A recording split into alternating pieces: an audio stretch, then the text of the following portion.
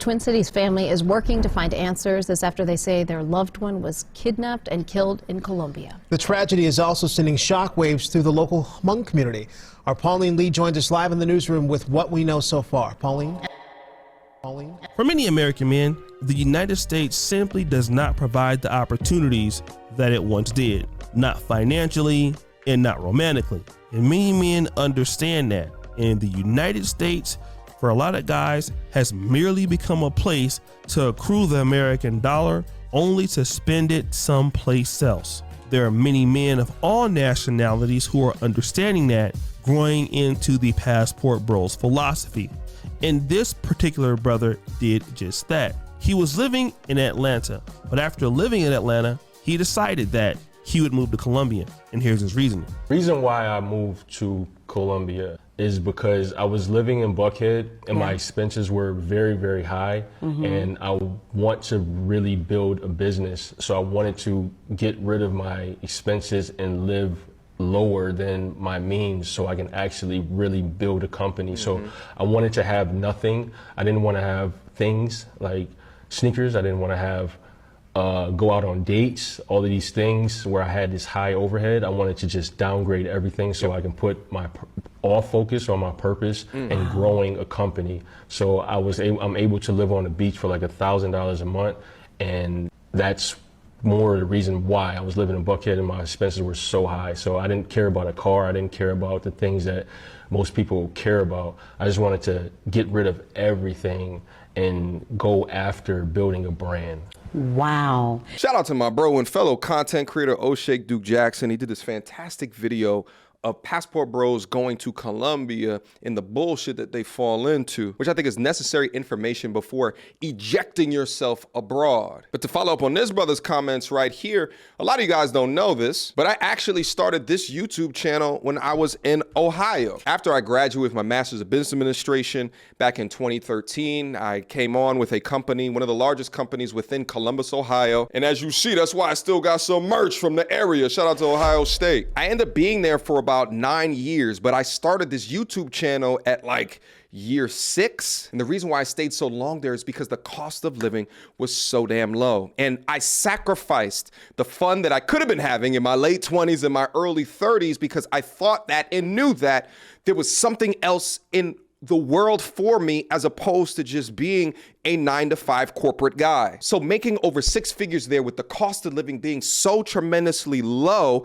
and being so easy to access different things within the city made my ability to build my business and create content that much more easier than if I started everything within a high cost of living city, such as a Buckhead in Atlanta, a Brooklyn, New York, or in LA. So I say this to say to all of my brothers that are living in smaller towns and cities, ensure that before you move to larger cities, you have the foundations of the structures of your business put into the place to the degree or to the scale where if you lose out on your time or if your cost of living goes up, the move will not impact your bottom line. Lego. Shout out to brother Hassan El Sadiq. If you follow him on TikTok, go and check him out, or YouTube. But let me get back to the situation.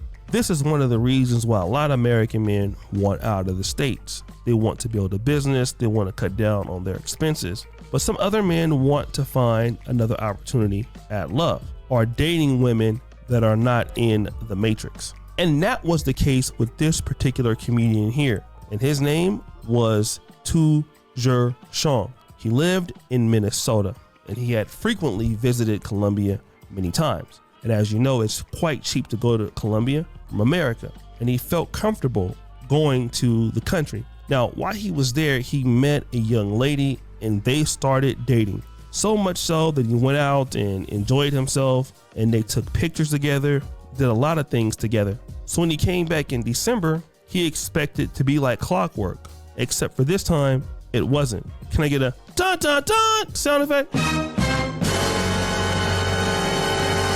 No, this time it was brutal. She lured him into a kidnapping plot. He basically showed up at a location. Some other guys took him. They started calling people on his phone, demanding $2,000 for his release.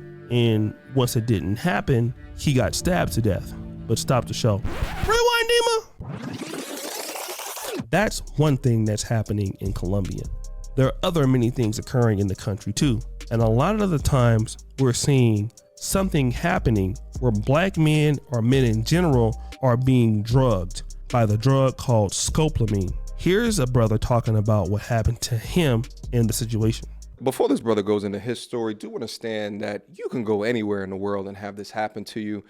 It can happen to you within America, to be set up for the jokes. Albeit, the rates are a lot higher in third world or lower cost of living countries such as Colombia or in the Dominican Republic. And I know a lot of brothers go down there to meet lovely young ladies, but do understand that you must think of every interaction as a potential setup. Don't go to no locations that you're not familiar with. Do not accept drinks from these women. Do not trust these women as far as what you can throw them. No one will feel sorry for you if any of these things happen to you because it's your fault for getting set up. Let go. Towards the end of the last day, probably 2 days before I had to leave, I kind of got a little lonely. So I was like, well, let me try to go on Tinder.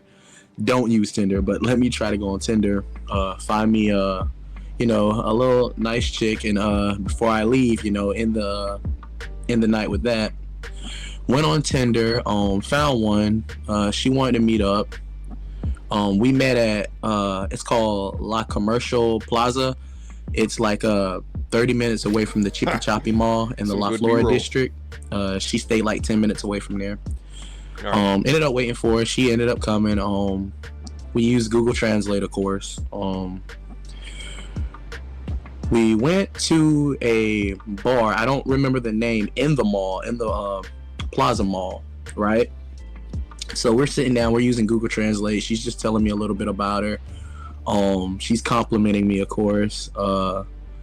Eyes and, you're a genuine guy, nice and everything, yada, yada, yada.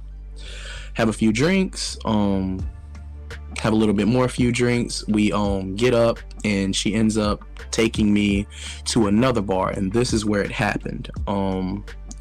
We get to another bar, and when we sit down, and she orders El Jimador, I think that's what it's called.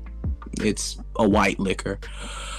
Start drinking, and at some point she told me to kiss her, and I think it was at that point when I did, she may have slipped something in my drink, or she could have had the bartender do it. I know they usually do that too, but at some point that's when it happened. So when I took my second shot, I just didn't feel, I felt funny. Oh no.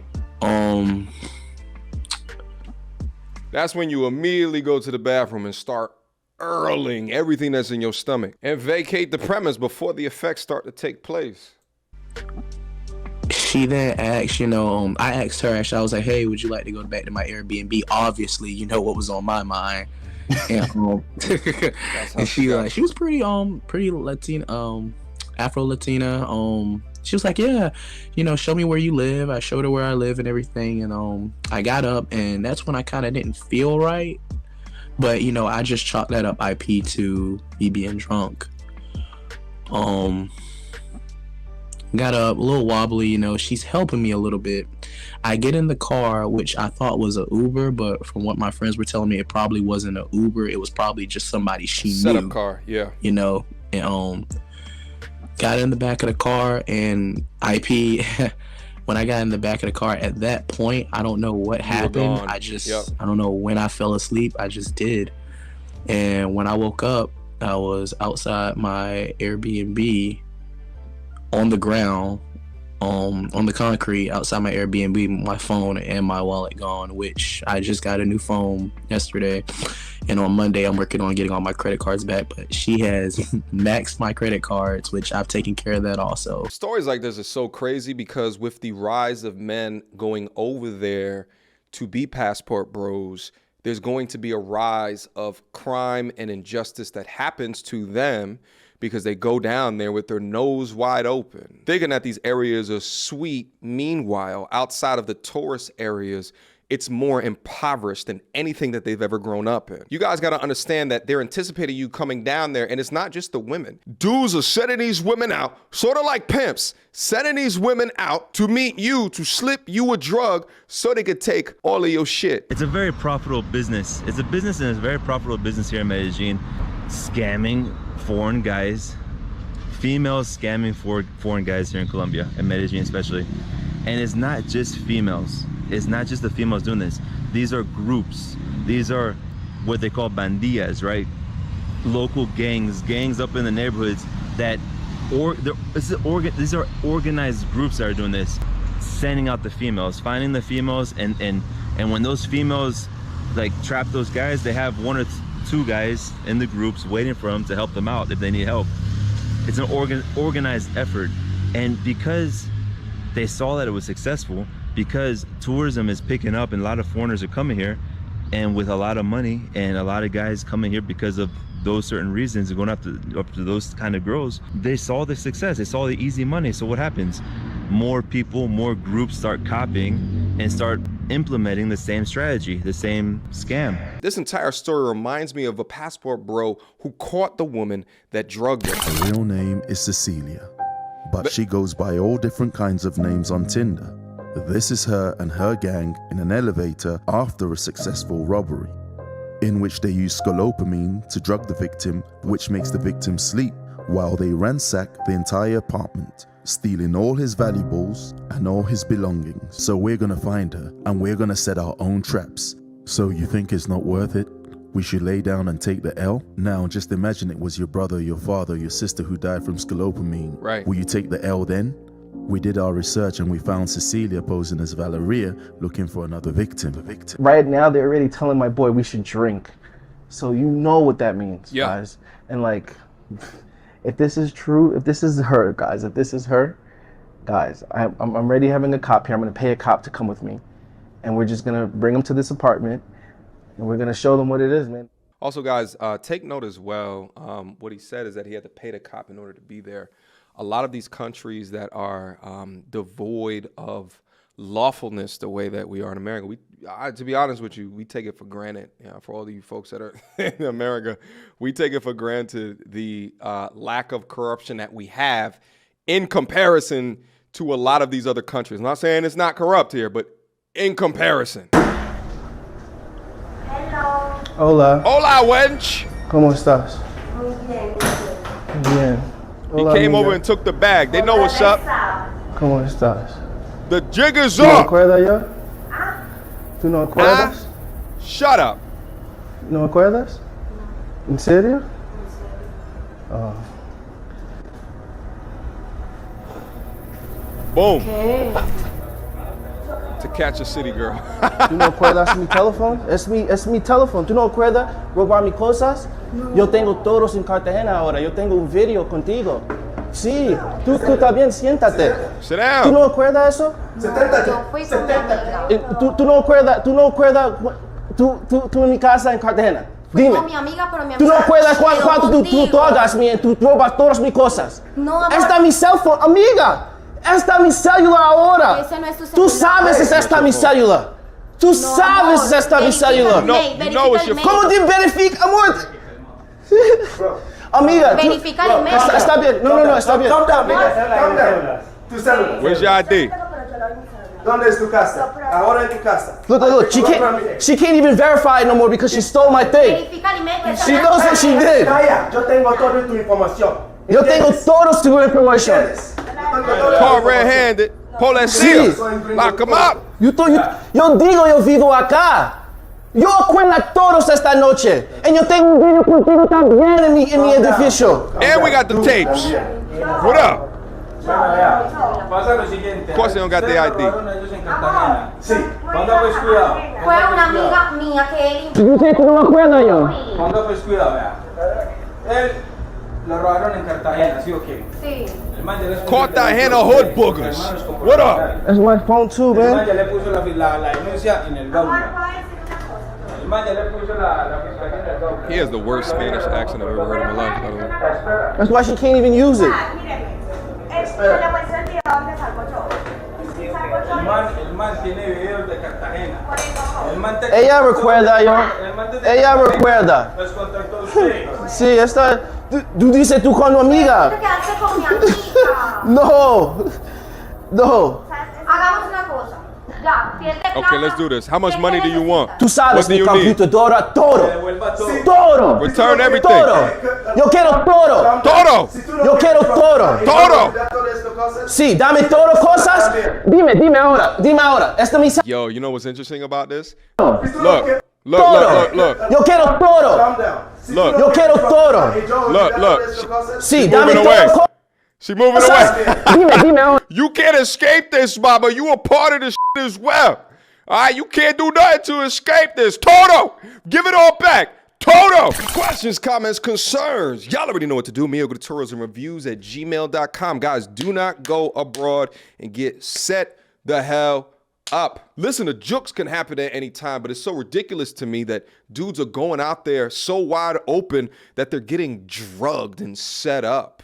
If you ain't learning out in the States, then learn it from these videos to protect yourself at all times. Until next time, YouTube. Peace.